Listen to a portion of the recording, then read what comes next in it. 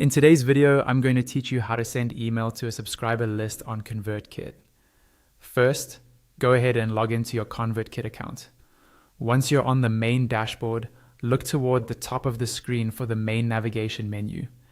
In that menu, you'll see an option labeled Send. Click on Send, and from the drop-down that appears, choose Broadcast. This is where you create one-time email campaigns that go out to a specific group of subscribers.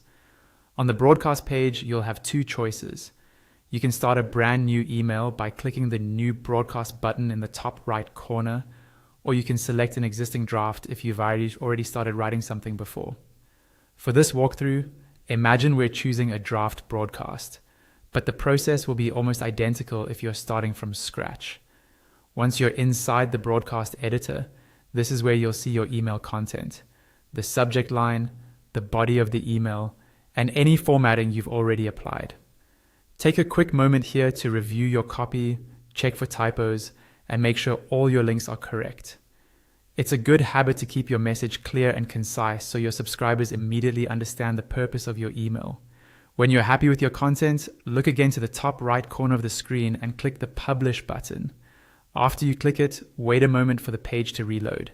This is ConvertKit preparing your broadcast for sending, and it will take you to a page where you can set up your audience and final details.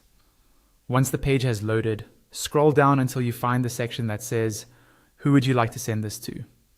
This is a very important part because it controls exactly which subscribers will receive your email. Next to the word Matching, click on the drop-down field. Here, you can choose whether your conditions should apply to all subscribers who meet certain criteria or any subscribers who match at least one of the conditions. Set this according to how specific you want your targeting to be. After that, adjust any remaining settings for your broadcast, such as filters, tags, or segments, until you're confident the right people are selected. When everything looks good, scroll to the bottom right and click Continue. A confirmation pop-up will appear, showing you a summary of your broadcast information.